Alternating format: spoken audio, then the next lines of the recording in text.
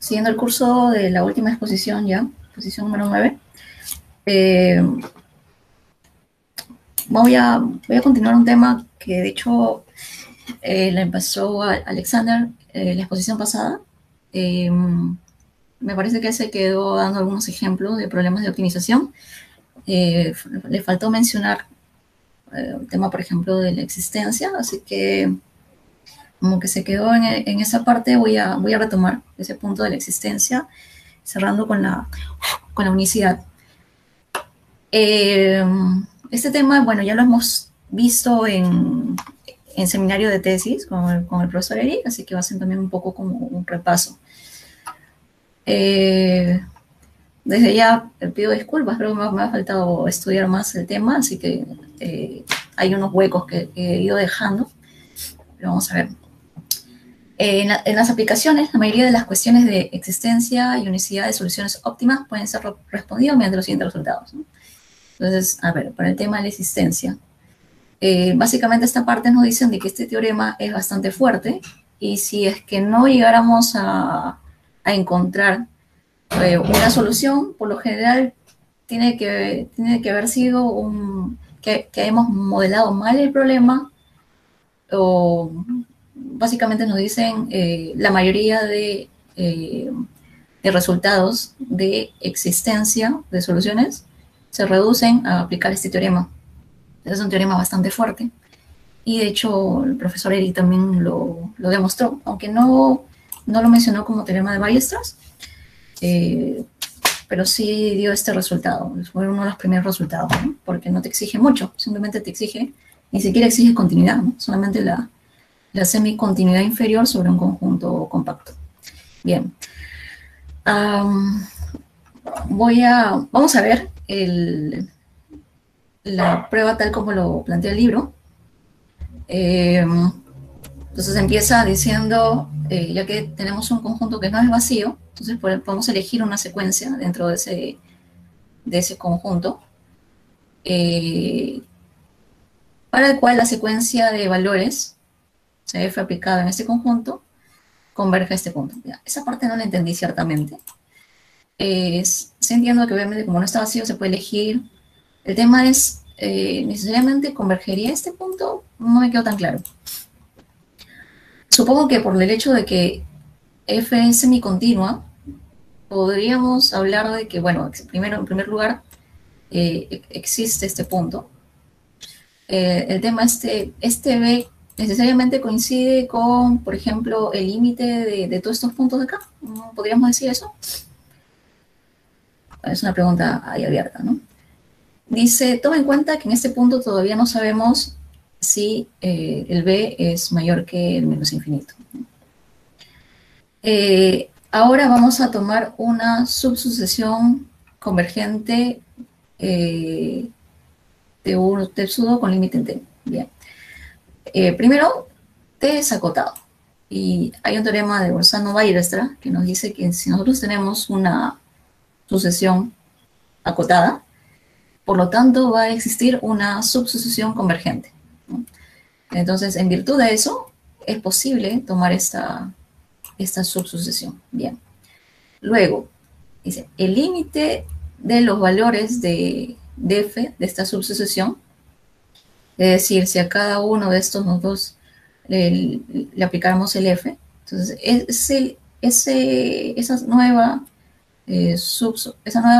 sucesión que se forma debe converger al límite de la sucesión original. ¿De qué sucesión estamos hablando? De la que habíamos tomado acá, ¿no?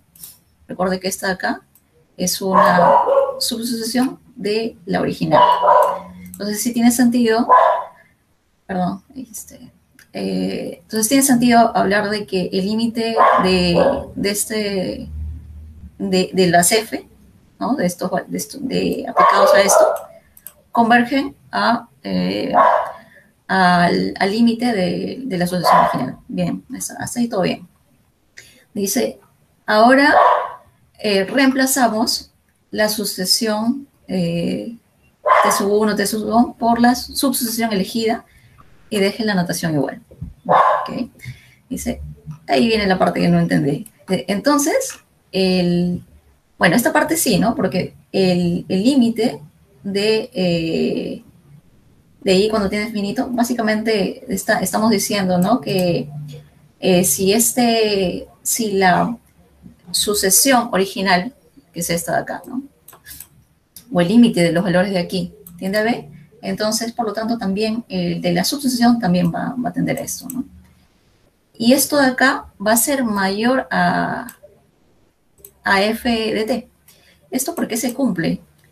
Bueno, recordemos que la semicontinuidad inferior implica que la definición, o sea, el punto definido en el punto donde, bueno, estamos definiendo la semicontinuidad, tiene que ser menor o igual al límite. Entonces, esta parte de acá sí se cumple por el hecho de que f es semicontinuo.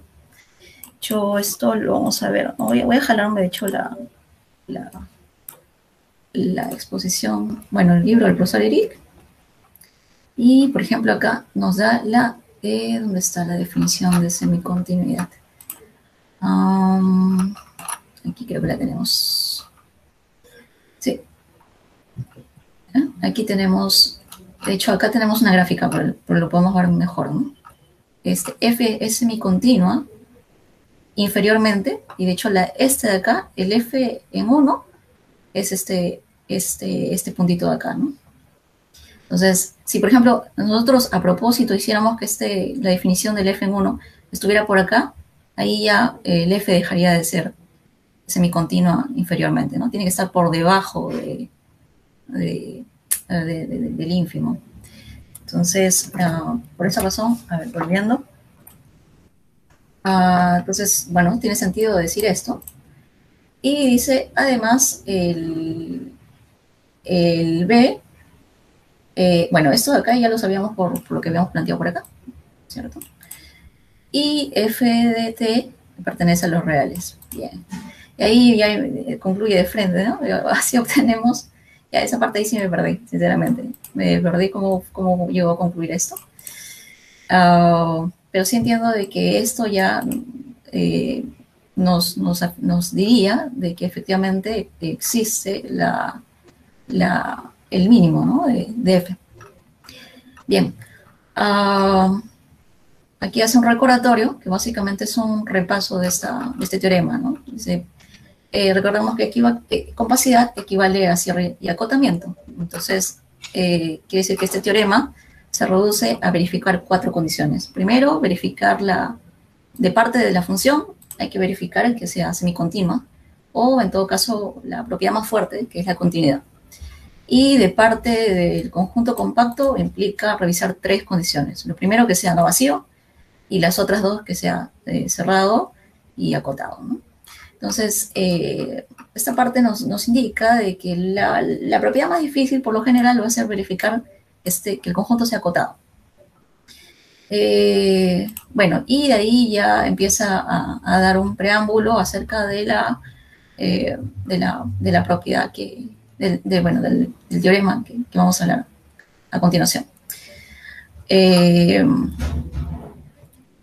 Entonces dice, si nosotros tenemos una función convexa propia y cerrada, ojo, aquí ya no estamos hablando de continuidad inferior, estamos hablando ya de convexidad y, bueno, de hecho de que sea cerrada. Entonces dice, si f no tiene direcciones de recesión, entonces f tiene un mínimo. Bien. Recordando bien qué son las direcciones de recesión en una función, esto viene de la exposición 7 de César, ¿no? Allí, bueno, primero se definía un conjunto de nivel, ¿sí? Y luego a partir de aquí se definía el cono de recesión para una función convexa propia, como el cono de recesión para un conjunto de nivel como este de acá, ¿no? Que sea no vacío. Entonces, usando esa definición, esta prueba empieza, ¿no? Vamos a tomar un punto en el dominio de F. Bueno, acá el libro dice, ¿no? Entonces el mínimo, ok, esa parte la vamos a omitir por ahora porque esto implicaría decir que que existe el mínimo, ¿no? Y nosotros queremos probar que existe el mínimo, ¿ya? Entonces, creo que no debimos empezar por eso. Simplemente debemos empezar señalando que este es un conjunto de nivel, de subnivel. Entonces, tomando en cuenta de que este conjunto a nivel se construye a partir de un punto arbitrario que hemos tomado, fijo pero arbitrario. La pregunta que nosotros podríamos ponernos aquí es en qué momento, por ejemplo, se da la igualdad, ¿no? Yo creo que acá la igualdad se tendría que dar cuando existe el mínimo, pues, ¿no? O sea, cuando existe el mínimo de f, existe un mínimo, entonces aquí tendríamos una igualdad, ¿no? El cono de recesión de este conjunto de nivel es el cono de recesión de f. Ok, esta parte es por la misma definición del cono de recesión de una función. Ahora, como nosotros tenemos como condición que f no tiene direcciones de recesión, significa que el cono de recesión de f está formado por el vector nulo, ¿no? Entonces, eso es lo que dice acá, ¿no? Entonces, y como el cono de recesión de f al final es el cono de recesión de este conjunto nivel, entonces significa que el cono de recesión de esto está formado únicamente por el vector nulo. Ahora, esto nos trae a la mente otro resultado, que de hecho yo lo recuerdo porque yo misma les puse. Eso fue en la exposición 4. O sea, estamos hablando ya de semanas muy atrás. Cuando hablábamos, vamos a ver, cuando hablábamos de cono de recesión, yo mencioné un resultado que me pareció bastante interesante, ¿no? De hecho, no está aquí, está acá, de hecho, lo pongo en la bibliografía. A ver si recuerdan. El resultado era el siguiente. Si nosotros teníamos acá está, es el lema. Si nosotros tenemos un conjunto convexo cerrado, entonces va a ser limitado, o sea, va a ser acotado, si su cono de recesión consiste únicamente por el vector nulo, ¿no? Entonces, justo nosotros tenemos aquí, tenemos un conjunto que es convexo. ¿Dónde está? Ya, tenemos justo aquí hay dos cosas. Primero, nosotros tenemos una función convexa, ¿no? Entonces, para nosotros poder aplicar este lema de aquí, tendríamos que afirmar que ese conjunto a nivel primero es convexo y es cerrado, ¿no? Y no vacío. Bueno, no vacío es no vacío, ¿no?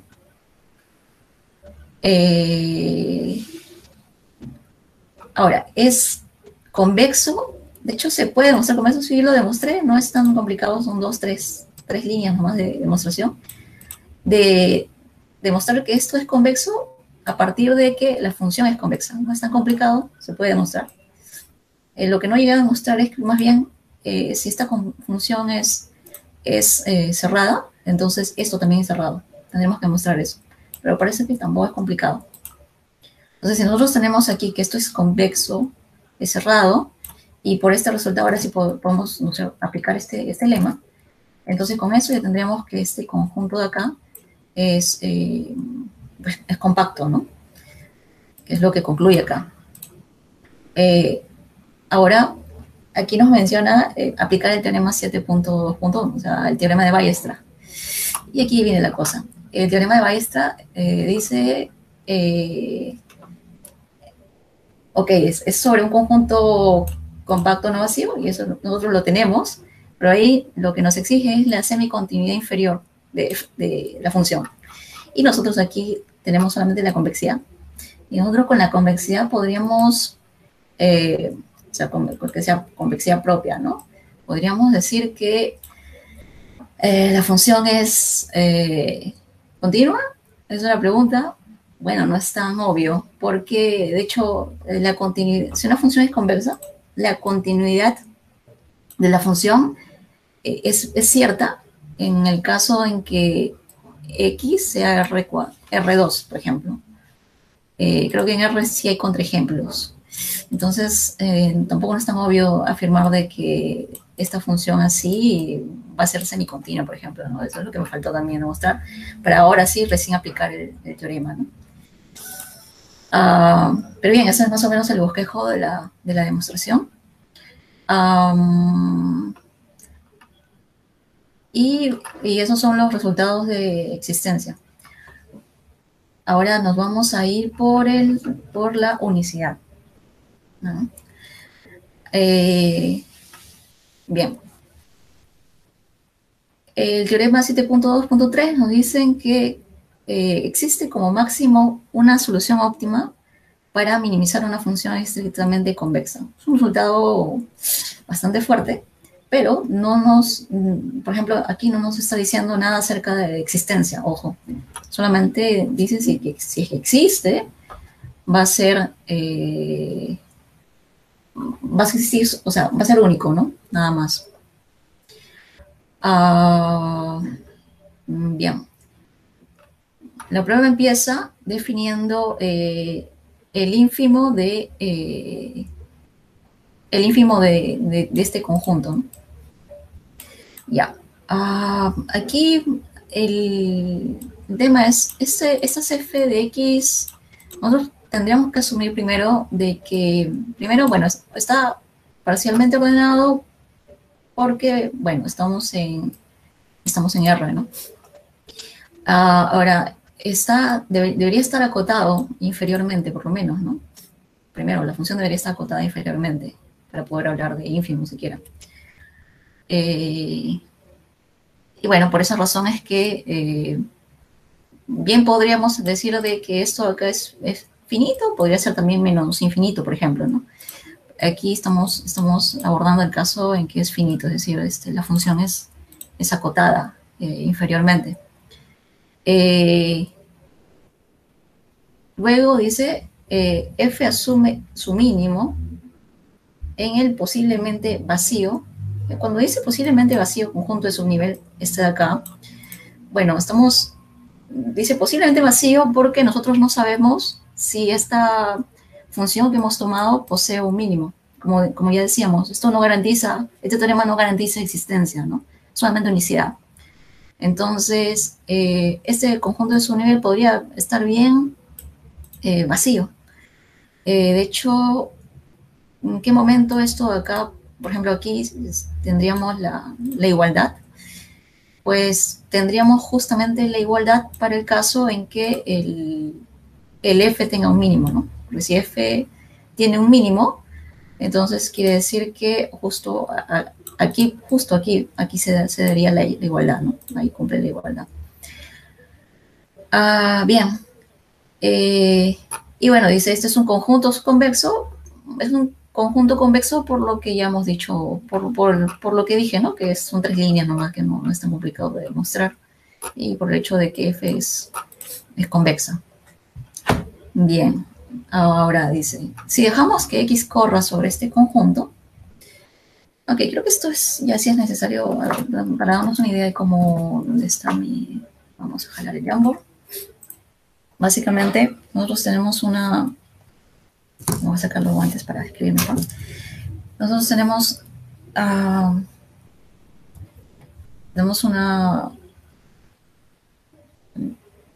que estaba escribiendo sobre la nada.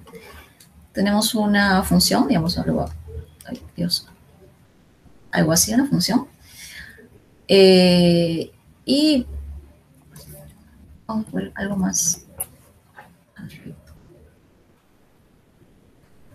Ya. Entonces tenemos una función, vamos a ver así. Y esta función nosotros no sabemos si realmente tiene un mínimo, ¿no? Pero vamos a establecer que por aquí si existe el ínfimo, digamos que esté por acá. Vamos a llamar esto debe ser B. Entonces esta es la gráfica de la función f. Y bueno, este es el dominio. Lo vamos a pensar de R a R, ¿no? La función va de R a R. Dice, si dejamos que X corra sobre este conjunto, entonces el punto X, B, o sea, estamos hablando de quién es el que corre, bueno, se está refiriendo a estos puntitos de acá, ¿no? De pronto justo choca aquí, ping, acá una vez, y luego continúa aquí, ¿no? Entonces todos esos puntitos en realidad son estos pares de acá, ¿no? Sobre un conjunto, bueno, entonces el punto corre sobre un conjunto convexo de la gráfica F. Dice, como F es estrictamente convexo, a ver, una función estrictamente convexa más o menos tiene esta forma, ¿no? Tiene esta forma así. Pero una función que no es estrictamente convexa va a tener una forma algo así. Aquí, de pronto, no sé, se achata, digamos, se pone por aquí.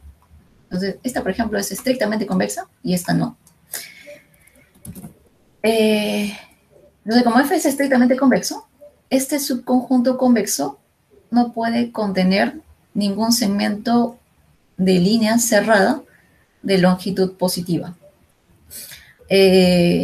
Bueno, se está refiriendo justamente de esto, ¿no? Que este tipo de líneas, de segmentos, no deberían existir cuando estamos hablando de conjuntos convexos, estrictos. Entonces, en otras palabras, nos está diciendo es que aquí, si existiera el ínfimo, es esa, digamos, esta línea punteada que nosotros hemos ido trazando, va a tocar una sola vez si es que la toca, ¿no? Si es que la toca, la va a tocar una sola vez y no más de una vez, porque nosotros podríamos pensar, pues, ¿qué pasa si de repente aquí no la toca, pero la toca después, ¿no? Digamos, esto sigue, y de pronto, no sé, nos podríamos ocurrir que la toca por aquí otra vez, ¿no? Porque podría pasar, total, no estamos, aquí todavía no se están formando líneas, ¿no? Pero el tema está que nosotros imaginamos que digamos, esta línea toca por segunda vez la función, lo que habría pasado es que teniendo esta función continua, significa que en algún momento esta función que se fue hacia arriba, en algún momento bajó de nuevo, ¿no? Entonces nos imaginamos que otra vez, bueno, esto es como, esas ideas de intuición nomás, ¿eh? Entonces, si esta de acá, esta función baja de nuevo, baja para tocar de nuevo esta parte, implica de que la función ya deja de ser convexa, se dan cuenta, ¿no? Porque unes estos puntos y toda esta línea ya queda fuera de la gráfica, ¿no? Entonces, eso ya también nos da idea de que para tener una función estrictamente convexa también es necesaria que sea creciente, ¿no? Creciente estricto, por ejemplo. Pero bueno, ¿no? Esa es más o menos la idea. Por ello es que eso concluye, ¿no? El autor concluye, y se deduce que está vacío o es único. Vacío sería cuando la función no es acotada inferiormente, ¿no? Nos podríamos imaginar una función, por ejemplo, que es convexa, como esta de acá, o sea, por ejemplo, el f de x igual a x, ¿no? Entonces tendríamos básicamente tenemos pues una recta, pero que esté definida en todo R, esa función, o sea, no está delimitada, ¿no? Pero sí tendríamos la convexidad de la función, por ejemplo, ¿no? Para este caso, pues, no hay un mínimo. Entonces, por eso, ¿no? Está vacío o es único, ¿no? Entonces, es decir, F tiene como máximo o un mínimo. Bueno, esa es la idea. Bien, vamos a ir al siguiente. Dice, a ver, además damos un resultado de unicidad en una situación donde la función objetivo no es estrictamente convexa. Ok, ya está, nos está dando una introducción a la proposición que viene después. Si consideramos el problema, de hecho vamos a ir de frente a la proposición siguiente, que dice, ¿no? Sea una función lineal, ya está hablando de otra cosa, ¿no? Ya no habla de estrictamente convexo, ya habla ya de una función lineal. Y ya no habla tampoco de conjuntos compactos, que era un requisito, ¿no? Que nos mencionaba por acá. Por ejemplo, acá no, de hecho acá tampoco no hay la compacidad. Acá solamente está estrictamente convexo. Aquí ya estamos hablando de otro tipo de función. Es una función lineal sobre un conjunto convexo. Suponga que L no es constante en A.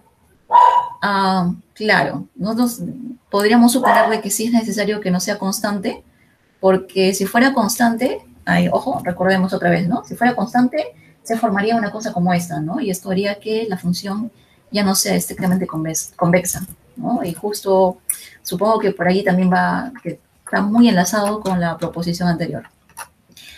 Dice, entonces el conjunto posiblemente posiblemente vacío, claro, porque no estamos, recuerdan, estos teoremas no son prueba de existencia, solamente unicidad. Entonces dice, soluciones óptimas, problema promisar L, allá. Entonces dice, está contenido en el límite relativo de A. Allá. Aquí lo que veo es que no nos están dando unicidad, nos están dando si los puntos que minimizan F existen, nos están diciendo dónde lo vamos a encontrar, ¿no? O sea, nos está diciendo dónde es la zona para encontrar candidatos a los mínimos, ¿no? Y nos dice que esa zona va a ser en el límite relativo, ya, o sea, va a ser en la frontera. Bien, vamos a ver a la prueba. Dice, basta probar que un punto interior relativo P de A no puede ser una solución óptima. Aquí está diciendo algo bastante fuerte, porque para demostrar de que el punto interior no es una solución óptima, para él, dice para el autor, es que es suficiente comprobar de que el interior relativo no es una solución. Y yo creo que ahí está raro, porque el hecho de que un punto no sea interior significa que es un punto límite y viceversa. Si no es un punto límite, significa que es un punto interior. Creo que me parece que no es cierto. Me parece que eso se da solamente cuando el conjunto A es cerrado. De hecho, claro, se da cuando el conjunto es cerrado. Si el A fuera cerrado, por eso ahí me parece que ahí le faltó mencionar una condición. A tiene que ser cerrado para que pueda decir que basta probar eso, ¿no? Porque, por ejemplo, si nosotros tenemos... ¿qué? A ver, ¿qué conjunto se me ocurrió? A ver, se me ocurrió esta acá, por ejemplo. Si nosotros tenemos... ya, digamos que tenemos el espacio R y nosotros elegimos, por ejemplo, el punto 1, 2, 3, ¿no? Entonces, elegimos este conjunto que está formado por esos elementos. Nos preguntamos, ¿el punto 1 qué viene a ser de A? ¿Es un punto interior? No, ¿verdad? Porque cualquier bola que tomes, pues no va a estar metida en A, ¿no? Ninguno de estos puntos son puntos interiores. Ahora, ¿estos puntos son puntos de acumulación? Tampoco, ¿no? Tampoco son puntos de acumulación. Entonces tenemos casos donde los puntos que pertenecen a ni son puntos interiores ni son puntos de acumulación, ¿no? Entonces por eso es que me pareció raro que le bastara probar, por eso me parece que esto acá debe ser con la cerradura. Ahí sí podríamos hablar. Si esto ha cerrado, sí es suficiente, ¿no? Entonces seguimos. Dice, elegimos XY en A, para lo cual el LY es mayor que el X, ¿no? Esto es posible por el hecho de que L es no constante en A, ¿no? Luego dice, entonces elija un T mayor que 0, tan pequeño que este punto de acá. Bueno, este punto, digamos que es un segmento en realidad, ¿no? Si el T está variando, sí. Pero bueno, el T es tan pequeño tal que todo esto esté metido en A. Bien, acá la pregunta es posible elegir un T tal que sucede esto? Y bueno, sí, ¿no? Porque el P es un punto interior. Entonces quiere decir de que va a existir, a ver, el P es un punto interior en A, quiere decir que va a existir una bola, radio épsilon, un centro en P, tal que toda esa bola va a estar metida en A. Entonces quiere decir, como existe esa bola, entonces quiere decir de que pues nosotros tenemos vectores, ¿no? Vectores que se van, tenemos vectores que se van hacia todas las direcciones, ¿no? Hacia cualquier dirección. Y igual digamos, esa bola va a estar metida en A. Entonces, nosotros tomamos en particular un vector que tenga esta dirección, x menos y, ¿no es cierto? Y podríamos elegir, claro, podríamos elegir un t lo suficientemente pequeño para tal que el vector con esa dirección, ¿no? Con esa dirección x menos y por t, está todo metido A. Es posible, claro. Y eso es gracias a que el P es un punto interior. Ya, ahora dice, entonces sucede esto. Ya, esto aquí, como todo este de acá está metido en A, entonces podemos nosotros aplicar la L, la podemos aplicar en este punto en particular, en este vector, y por la linealidad de L se cumple esto, ¿no? Podemos obtener eso, ¿sí? Sale, ¿no? El L se mete, eso sí, no hay problema. Bien, ahora, esta parte de aquí, esto de aquí, como se cumple esta desigualdad, entonces esto de acá es menor que 0, ¿no? Es un número negativo. Y bueno, y el t es positivo, entonces quiere decir, obviamente, sí, eso es verdad, ¿no? Esto es menor que LP. Entonces acá vamos a encontrar otro elemento en A que es menor que la función evaluada en el punto interior relativo, ¿no? Entonces quiere decir pues que definitivamente este punto interior que hemos tomado no puede ser un elemento óptimo, ¿no? No es una solución óptima. Ya, entonces con eso, si es que los puntos interiores no son solución, entonces lo único que queda, para el caso ya decía yo, ¿no? Que para A cerrado, es que los puntos se encuentren en el límite, ¿no? O sea, puntos de acumulación, en otras palabras. Bien. La pregunta es, ¿hemos utilizado en algún momento el 7.2.3? Creo que no lo hemos utilizado. Sí, no lo hemos utilizado. Bien. Ya, vamos a... tenemos una definición.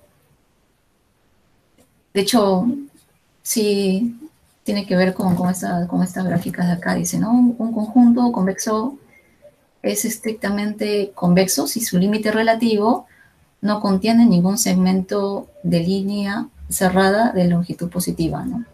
Básicamente lo que nos dice es, si nosotros tenemos un conjunto convexo, es como que ese conjunto convexo no va a pasar que haya lados que van a ser planos, ¿no? O sea, no van a ocurrir esas cosas, ¿no? Si es estrictamente convexo. Básicamente, sí, que va a ser, ¿cómo podríamos poner? Como que va a estar ovaladito siempre, ¿no? Algo así. El teorema 7.2.6 es otro resultado de unicidad. Dice, ¿cómo existe como máximo una solución óptima para el problema de minimizar una función lineal L en un conjunto A estrictamente convexo que no es constante en este conjunto? Ok. Esto también me hizo contrariar un poco porque me parece que el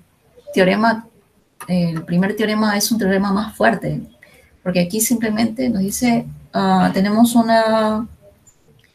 una función que es estrictamente convexa en este espacio de acá, ¿no? Y aquí nos están dando acá, ¿no? Acá nos dicen, otra vez, ¿no? Tenemos una función sobre un conjunto estrictamente convexo, pero acá ya nos da nos imponen ciertos requisitos adicionales, que es la linealidad de f. Y además que no sea constante, ¿no? Bueno, vamos a ver la prueba. Dice, el conjunto de soluciones óptimas es un conjunto convexo, que es un subconjunto de límite relativo de A. Esta parte es por la proposición anterior, ¿no? Por esta parte, por la 7.2.4. Hay esta proposición que nos decía dónde vamos a encontrar los candidatos a hacer solución del problema. Entonces, bueno, entonces acá nos dice eso, ¿no? Van a estar en el límite relativo. Dice, por lo tanto, no contiene ningún segmento de línea cerrada de longitud positiva, ya que es estrictamente convexo. Claro, como A es estrictamente convexo, entonces por la definición que habíamos dado anteriormente, quiere decir, pues no hay un segmento de línea cerrada que sea positiva, ¿no? De ello se deduce que está vacío o es único. Ya, esto acá lo deducimos por el teorema inicial, por el teorema original, que era este de acá, ¿no? Justo ahí aprovechábamos esa parte, ¿no? Para decir que es único o está vacío. Entonces es por esa razón que se cumple esto acá. Bien, vamos a seguir. Dice, a continuación, una tercera clase de problemas de intuición convexa para los que se tiene unicidad. Bien, dice, el problema para encontrar un punto en un conjunto convexo cerrado que tiene la distancia más corta a un punto dado, P, tiene una única solución óptima. Ok, básicamente, esto también ya lo hemos visto en el seminario de tesis. De hecho, vamos a ver otra vez, vamos a jalarnos ¿dónde está? Esto aquí creo que estaba en ese ejemplo, fue un ejemplo. Teorema, la página 47, vamos a ver. Ahí está, el problema de la mínima distancia, ¿no?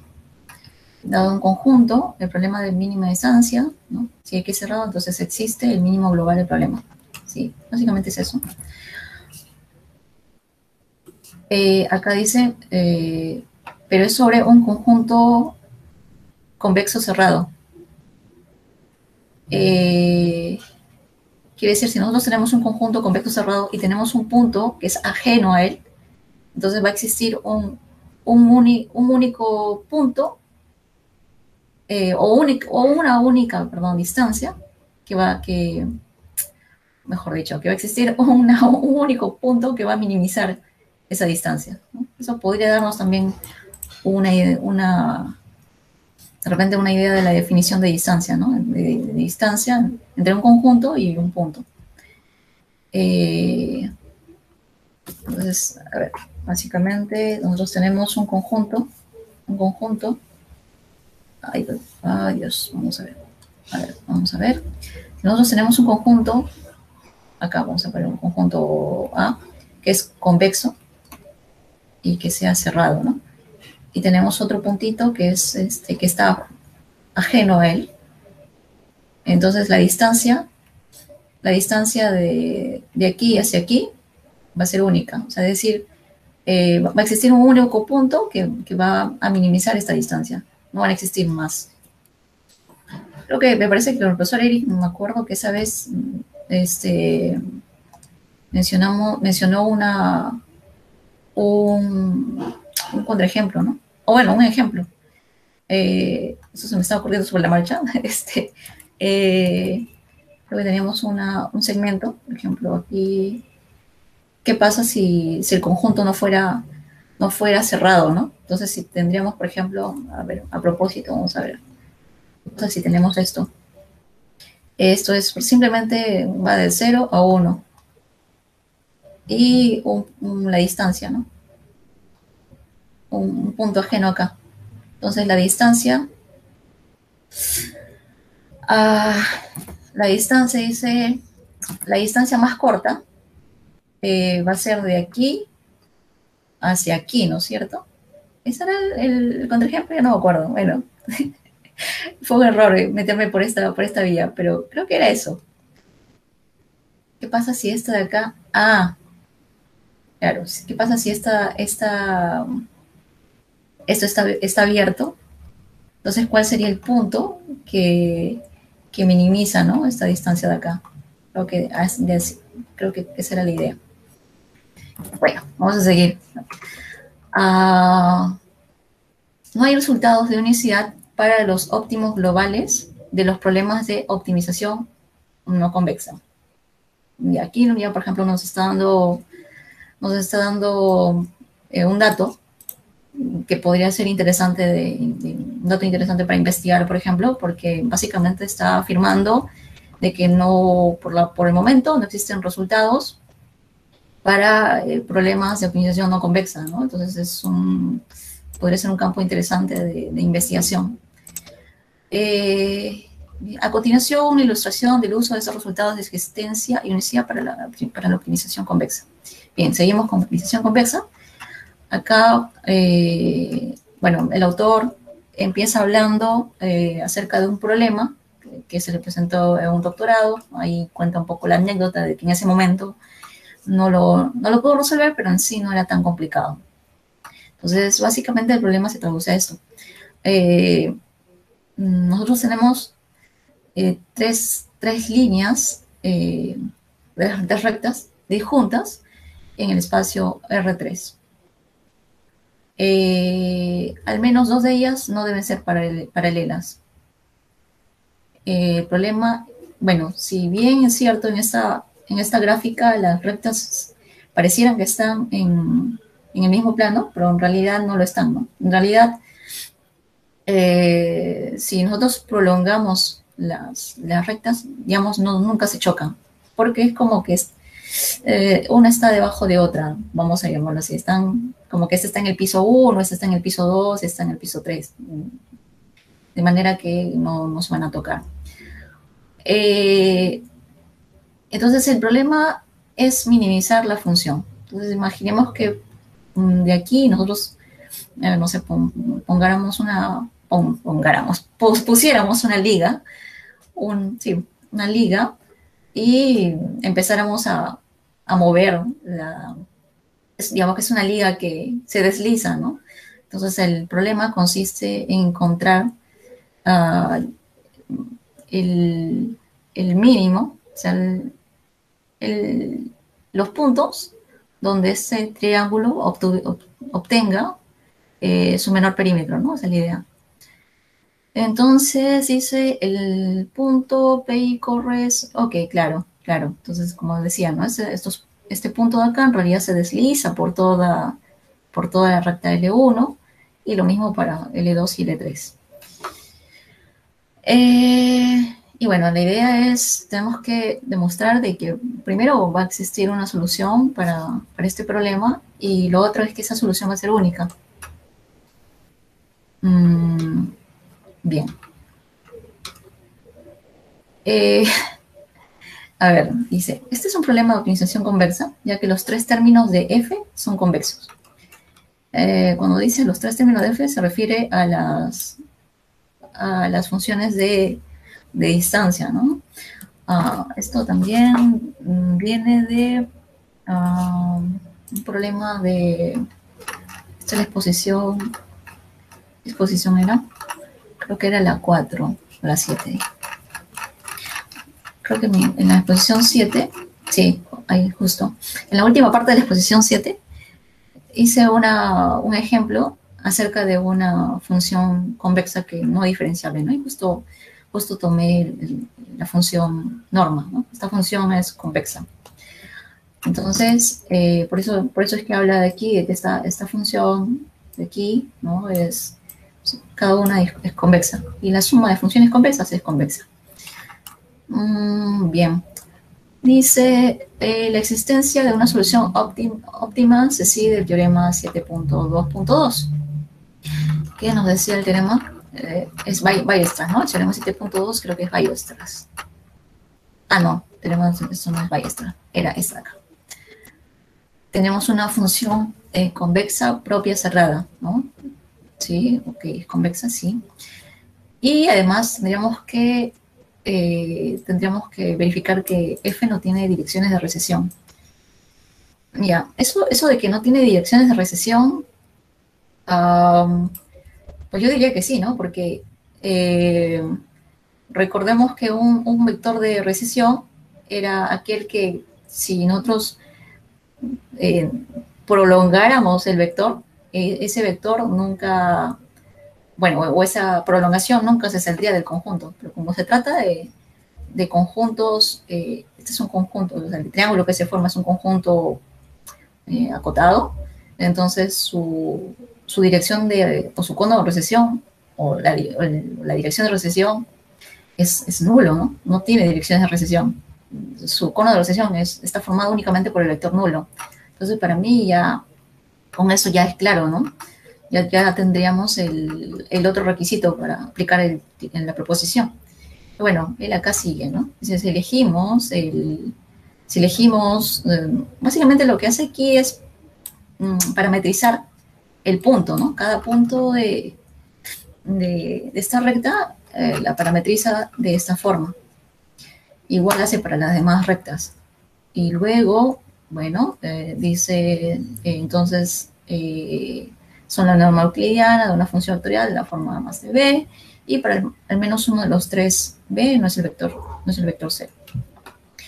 Esto implica que bueno, acá hago una explicación, pero la verdad a mí me fue suficiente con el hecho de que, bueno, la suma de estas tres funciones es convexa, ¿no? Por lo tanto, esta función es convexa, y que el conjunto, bueno, el cono de recesión de este conjunto está formado únicamente por el vector nulo, ¿no?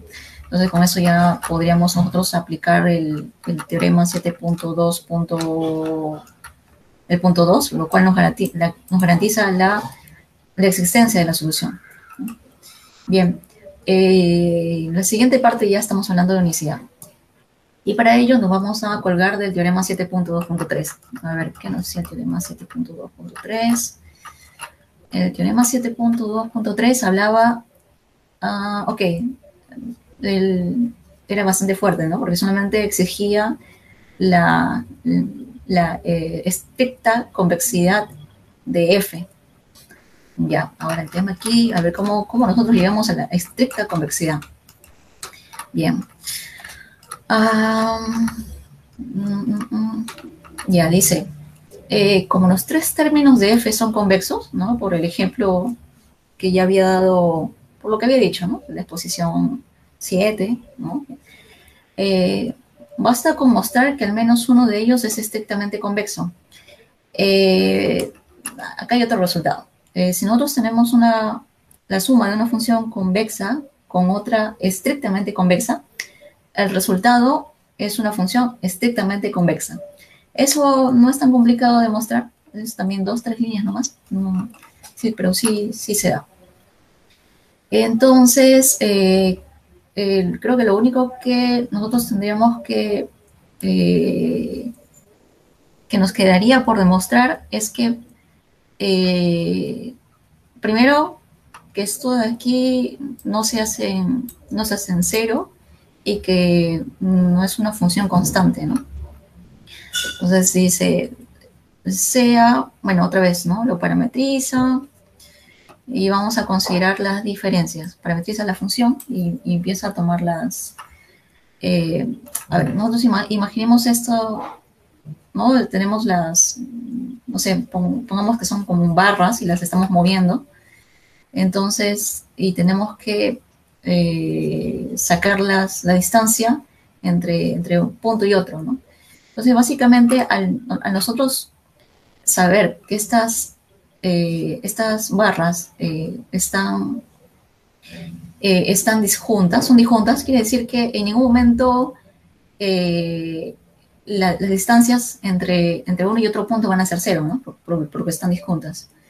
Y lo otro también que nos preocuparía es el hecho de que de que la distancia, ¿no? Entre los dos puntos sean constantes. Eso significaría de que las barras son paralelas, ¿no?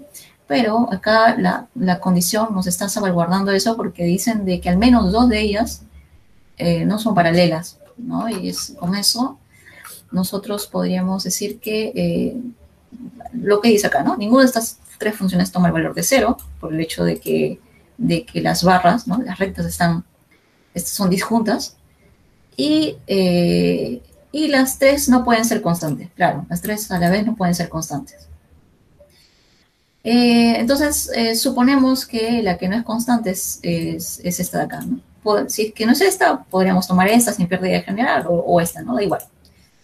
Entonces, de allí es que nosotros vamos a tener de que esa función que hemos tomado, bueno, en este caso vamos a tomar arbitrariamente esta, es estrictamente convexa, ¿no? Y bueno, por lo que ya había dicho yo de que la suma de una función convexa con una estrictamente convexa te da una estrictamente convexa, entonces quiere decir que esta f de así definida va a ser estrictamente convexa. Entonces ya estamos ya con aptos para aplicar el teorema 7.2.3, que es la que nos garantiza la unicidad, ¿no? Entonces, eso de ahí ya resuelve el problema. Bien, ahora, eso es todo con respecto a existencia y unicidad. Ahora voy a dar pase a Axel, ya expuso, Eduardo. No sé si Eduardo está